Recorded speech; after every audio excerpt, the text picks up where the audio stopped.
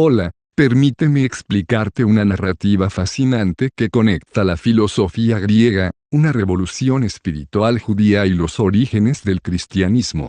Esta es la historia de cómo llegamos a concebir a un Dios de amor y cómo esa idea fue defendida y, tristemente, también perseguida. Todo comienza alrededor del 200 a.C., en una época de gran intercambio de ideas, la era de la Biblioteca de Alejandría. En este contexto, judíos intelectuales que hablaban griego entran en contacto con la filosofía de Platón, en particular con su diálogo El Timeo. Al leer sus textos religiosos, lo que nosotros llamamos el Antiguo Testamento, pero en su versión griega, la Septuaginta, intentan armonizar ambas visiones. En el Timeo, Platón habla del demiurgo, un artesano divino que ordena el universo a partir de una materia preexistente, pero que no lo crea de la nada. Para estos pensadores, el Dios creador del Génesis comenzó a parecerse a este demiurgo. Llegaron a una conclusión radical: el Dios que creó el mundo material e imperfecto no podía ser el Dios supremo. Este Dios verdadero, supremo, era absolutamente trascendente, inconocible, bueno y amoroso.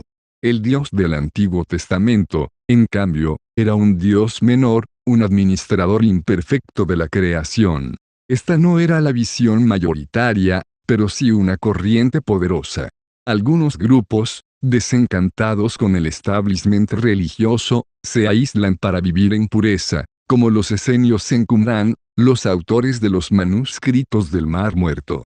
Sus textos, como la regla de la comunidad, muestran que ya hablaban de un Dios de amor y misericordia para los hijos de la luz, una idea que contrastaba con la visión de un Dios severo y legalista que predominaba en otros círculos.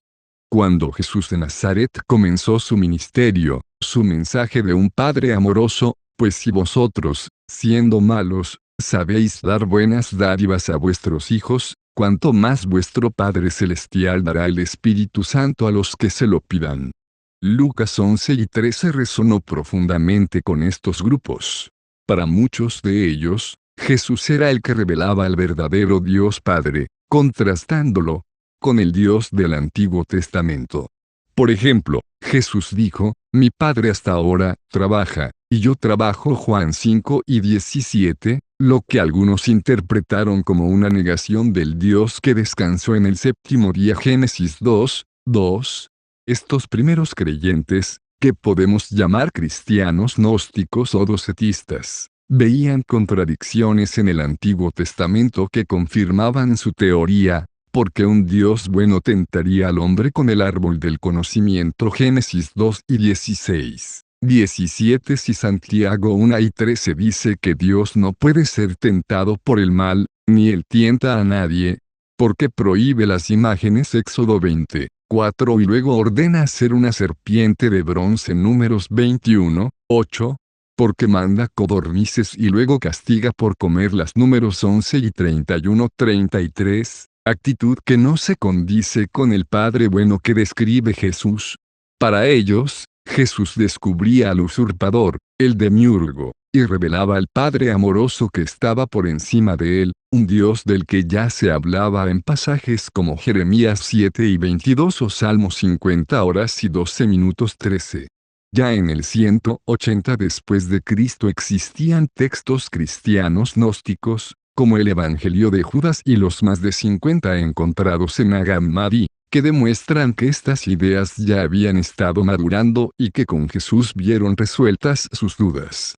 Estos pensadores se convirtieron en los primeros cristianos de varios grupos, desde paulinos y judíos hasta aquellos que no provenían del judeocristianismo y sectas más platónicas y gnósticas. Sin embargo, esta visión no se impuso.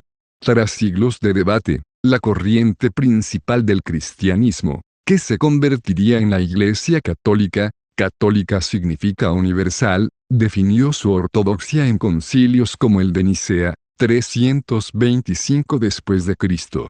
Rechazaron la idea de dos dioses y establecieron que el Dios del Antiguo Testamento era el mismo Padre de Jesucristo. Esta doctrina, convenientemente unificadora para un imperio romano, que ahora adoptaba el cristianismo, se defendió con firmeza. Lamentablemente, esta defensa de la ortodoxia llevó, siglos después, a uno de los capítulos más oscuros. En el sur de Francia, entre los siglos XI y XIII, florecieron los cátaros o albingenses, un movimiento que revivía estas antiguas ideas gnósticas. Creían que el mundo material era obra de un Dios malo y predicaban una vida de extrema pobreza y pureza. La Iglesia Católica los vio como una terrible herejía y una amenaza a su autoridad. Lo que comenzó con predicaciones pacíficas terminó en la Cruzada Albingense, 1209 a 1229, una guerra brutal de exterminio.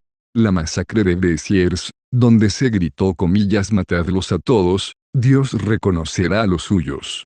Y la posterior Inquisición, creada para erradicar sus creencias, son testimonios trágicos de cómo la institución eclesiástica, aliada con el poder secular, persiguió y masacró a aquellos a quienes consideraba una desviación peligrosa, incluso cuando muchos los veían como cristianos buenos por su austeridad y devoción. En esencia, esta es la historia de una lucha intelectual y espiritual por definir la naturaleza de Dios, una lucha que comenzó con Platón en Alejandría, encontró su punto de inflexión en Jesús y tuvo consecuencias dramáticas que resonaron durante más de 1000 años. Es importante recordar que no todo el que me diga, Señor, Señor, entrará en el reino de los cielos Mateo 7:21, y que por sus frutos los conoceréis Mateo 7:16, 20. Y si sus frutos fueron las cruzadas y la Inquisición, que llenaron de sangre inocente pueblos enteros, entonces es legítimo cuestionar la naturaleza de esos actos a la luz de las enseñanzas que decían defender.